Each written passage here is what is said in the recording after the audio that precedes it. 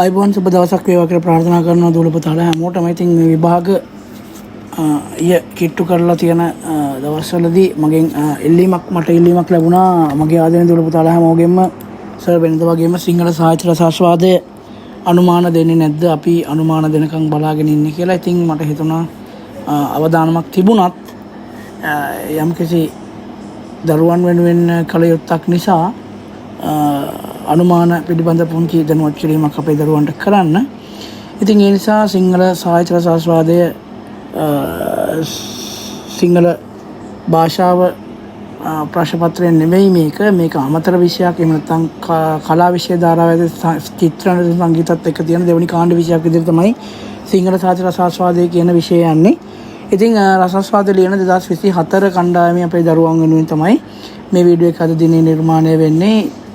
සියලු දෙනාම අනුමාන ටික ලියා ගන්න සහ වගේම ඒ අනුමානත් එක්ක පුළුවන් තරම් ඉක්මනට සූදානම් වෙලා තමන්ගේ වැඩ කටයුතු කරන්න කියලා ආරාධනා කරන ගමන් අද වැඩි කතා නැතුව අපි යන්න හදන්නේ අපේ අලුත් වීඩියෝ එකට.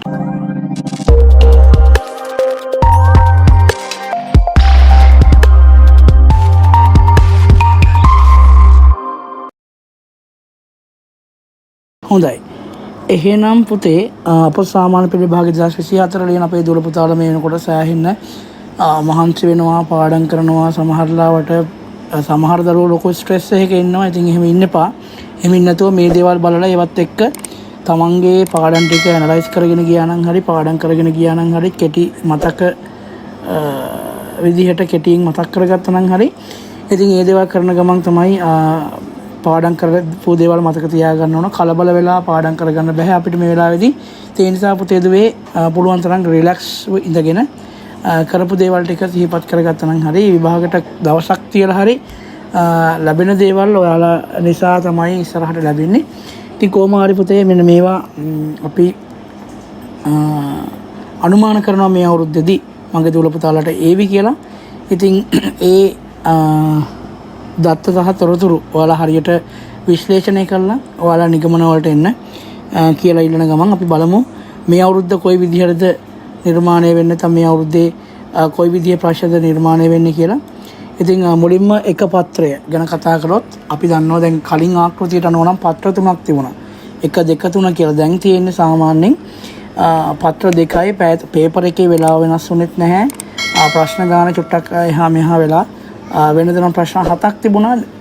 සමා වෙන වෙනදනම් ප්‍රශ්න 7ක් තිබුණා. දැන් තියෙන ප්‍රශ්න 5යි අපිට. පත්‍ර දෙකයි. එක පත්‍රය දෙක පත්‍රය කියලා. ඒක පත්‍ර වෙනද වගේමයි. කෙටි ප්‍රශ්න තමයි ගොඩක් වෙලාට සැකසීලා තියෙන. කෙටි ප්‍රශ්න කිව්වම එක පත්‍රයට අයිති සාමාන්‍ය කෙටි ප්‍රශ්න 5ත් එක්ක ඡේදය සහ කවිය නැතහොත් කියලා දෙනවනේ. ඡේදයක් දීලා නැතහොත් කවිය දෙනවනේ. ඒකෙත් උත්තර ලියන්න තියෙන අපිට එක පත්‍රෙමයි. දෙන පේපරේම තමයි අපිට කවිය බලලා ලිව්වත් ඡේදය බලලා ලිව්වත් ගොඩක් වෙලාවට ලැබෙන්නේ. ඉතින් අපි ඉස්සරහදී ඡේදයට එන්නේ මොකද්ද, කවි වලට එන්නේ මොකක්ද කියලා කතා කරනවා මේ වෙලාවේදී. ඒ දේවල් ටිකත් හොඳට බලාගෙන ඉන්න. මම හිතනවා මේ වෙලාවේදී ඔයාලට මේ බලන දේවල් සෑහෙන ලොකු වටිනාකමක් ඒවි. ඔයාගේ තියෙන ස්ට්‍රෙස් එක අඩු කරගෙන පාඩම් කරගෙන යන්න. ඉතින් එහෙනම් මේ අපි දකින්නේ මේ වෙනකොට විභාගයට එන්න නියමිතයි කියලා හිතන. එහෙම නැත්නම් අපි දකිනවා මේ එක පත්‍රයේ අපි දන්නවා මේ ප්‍රශ්න කෙටි ප්‍රශ්න ටිකට අමතරව ඊළඟට එන එක තමයි සපේ ඇති ඡේදය හෝ කවිය ඇසුරෙන් පිළිතුරු සැපයීම කියන කොටස. ඉතින් එතෙන්දී මෙන්න මෙහෙම වර්ෂ ගණනාවකදී මම 24 25 කියන එකක් දැම්මා. 23 වර්ෂයට එනකන් කොහොමද ඡේදය මුලින් ඇවිත් තියෙන්නේ. මුලින් නන්ද වස්තුව කුස ජාතකය, පස්සේ ආයමත් නන්ද වස්තුව 2019 දී කුස ජාතකය, 2020 දී නන්ද වස්තුව, 21 දී කුස ජාතකය වගේම පිළිවෙලට ඇවිල්ලා පුතාලට මේ වෙලාවේ අලුත් එහෙම නැත්නම් මේ වෙලාවේදී ඔයාලට මේ අවුරුද්දේ දෙන්නේ නන්ද වස්තුව කියන පාඩමෙන් ඡේදයක් තමයි. ඒ ඡේදේ ඒක මම හිතනවා ලේසි වෙයි. ඔයාලට පොඩ්ඩක් අර අවුරුදු 8ක පහුගිය අවුරුදු 8ක පේපර් ටික අරගෙන නන්ද වස්තුවේ කොයි තැනද ඇවිත් තියෙන්නේ, නාපු තැන හොයාගන්න, කියන්නේ ආවේ නැති තැන හොයාගන්න පුළුවන්. එහෙම ඇවිත් තියෙන තැන් මාක් කරගත්තා නම් පේපර් 8 අරගෙන ඡේද ගානේ මාක් කරගන්න මෙතන ඉඳන් මෙතනට තමයි මේ අවුරුද්දේ ඇවිත් තියෙන්නේ කියලා. එතකොට ඒ ආපු නැති කොටස තමයි ගොඩක් වෙලාවට මේ අවුරුද්දේ දෙන්නේ. ඉතින් ඔයාලට ඒකත් ලොකු වටිනාකමක් එයි. ඔන්න අනිවාර්යෙන්ම ඔයාලගේ ඡේදය හැදිලා තියෙන්නේ නන්ද වස්තුව කියන පාඩමෙන්. ඊට පස්සේ ඒ වගේම කවිය 2016 දී අලුතගෙන මනාලිය, 2017 දී වැස්ස, 18 දී පුතු ඉපදුණු මේරදරණේ, 19 දී උතුරෙන්, 20 දී ජනකවි, 21 දී දිසාපති කාමරයේදී, 22 උදය, 23 ගිය අවුරුද්දේ ආගන්තුක සත්කාර කියන පාඩමෙන් තමයි ඇවිත් තියෙන්නේ. එතකොට මේ අවුරුද්දේදී මොනවද එන්න පුළුවන්? ඉතින් ආපු නැති ඒවා නෙන්න පුළුවන්. එහෙනම් මේ අවුරුද්දේ සුභාෂිතයේ යුතුයකම, වැහි වලාකුළ, මග, කාන්තාර ගමක උපත, ඇත්ගාලේ දරුපෙම කියන පාඩම් ඇවිල්ලා නැහැ මේ වෙනකනොත්. එක අවුරුද්දකවත් ආප එකක් ආය ඇවිලත් නැති නිසා මෙන්න මේ ටික ටාගට් කරලා චුට්ටක් බලන් ගියා නම්, විස්තර කරගන්න ගියා නම් අන්න මයි පුතාලට පුළුවන් සරල පිළිතුරක්, ලකුණු වැඩි පිළිතුරකට එන්න. ඉතින් ඔන්න ওই ටික තමයි දල වශයෙන් අපිට හඳුනා ගන්න තියෙන්නේ. ඊළඟට අපි යමු ඒකේ තියෙනවා පුතේ මේ ඒතන ප්‍රශ්න දෙකක් කතා කරන පළවෙනි පත්‍රය ඉවරයි. ඊළඟට දෙවෙනි පත්‍රයට තමයි යන්නේ. දෙවෙනි පත්‍රයේ ඊළඟ ප්‍රශ්නය තමයි අනිවාර්ය විචාරය. දෙවෙනි පත්‍රේ පටන් ගන්න අනිවාර්ය විචාරයෙන්. ඒ කියන්නේ අපිට විචාරයක් දෙනවා. විචාරයක් නෙවෙයි සමා වෙන කවිපන්තියක් දෙනවා. ඒ කවිපන්තියේ තියෙන කවිපන්තිය අඳුනා ගන්න ඕන, කවිය අඳුනා ගන්න ඕන. අනේ විස්තර ටිකත් එක්ක ශීර්ෂ පාඨ 4-5ක් විතර දෙනවා. ඒ ශීර්ෂ පාඨ යටතේ තමයි අපිට විග්‍රහ කරන්න වෙන්නේ. අපි බලමු මුලින්ම 2016 දිසාපති කාමරයේදී යුතුයකම, ආගන්තුක සත්කාර, වැහි වලාකුළ, වැස්ස, කාන්තාර ගමක උපත, නැවත ආයමත් වැහි වලාකුළ 2019 ආපේක 22 ඇවිත් වෙනවා. ආය අලුතගෙන මනාලිය කියන පද්‍යපන්ති ඇවිත් වෙනවා. ඒක ඉදිරියට එන්න නියමිතයි. ආපු නැති පාඩම් ගත්තොත් සිංහල ජන කවිය, ඊට පස්සේ උතුරෙන්, ඇත්ගාලේ දරුපෙම, උදය, පුතු ඉපදුණු මේදරණිය සහ මග කියන පද්‍යපන්ති ඔන්න අපිට අනිවාර්ය විචාරය එන. එහෙම නැත්නම් අනිවාර්යෙන් රසවින්දනය කරන්න කියලා දෙන විචාරේ ලකුණු 30ක විචාරෙට මෙන්න මේ පාඩම් ටික ආයමත් කියන්නම්. සිංහල ජන කවිය, උතුරෙන්, ඇත්ගාලේ දරුපෙම, උදය, පුතු ඉපදුණු මේදරණිය සහ මග කියන මෙන්න මේ පද්‍යපන්ති ඉතාම වැදගත්. ඉතාම වැදගත් බලා ගන්න එක. ඔය ටිකෙන් එකක් අනිවාර්යෙන් මේ අවුරුද්දේදී ඔයාලගේ පේපරේ අට එන්න නියමිතයි. ඒක තමයි මෙතෙන්දී අපි අනිවාර්යෙන්ම ඔළුවේ තියාගෙන යන්න ඕන. මෙන්න මේ ටික තමයි කෙටියෙන් හරි ඔයාලා ඉගෙන ගත්ත දේවල් ටික හරි බලාගෙන ගියා නම් කතුවරු කවුද, යුගය මොකක්ද මේකේ වස්තු විෂය, කාව්‍ය අලංකාර මොකක්ද ආදි වශයෙන් තියෙන වස්තු විෂයත් එක්ක බැඳිච්ච කාරණා ටික හරියට බලාගෙන යන්න. මෙතන පාඩම් තියලා දෙනවා 6ක්. ඔය පාඩම් 6 තමයි 6 එකක් තමයි මෙතෙන්දී අනිවාර්යෙන් ඉස්සරහට එන්න නියමිත. ඊළඟට අපි යනවා ඒ කොටසෙම දෙක පත්‍රයේම අවසාන ප්‍රශ්නය. එහෙම නැත්නම් කෙටි විචාර 4ක් දෙනවා පුතේ. විචාර 4 සපයා ඇති විචාර අතරින් දෙකක් තෝරාගෙන පිළිතුරු සපයන්න කියන එක. එතෙන්දී බලන්න ගොඩක් වෙලාවට ඔන්න මේ අවුරුද්දේ අනුමාන කරන්නේ මොනවද කියලා මම මේ පැහැදිලි කරලා තියෙනවා පුතේ.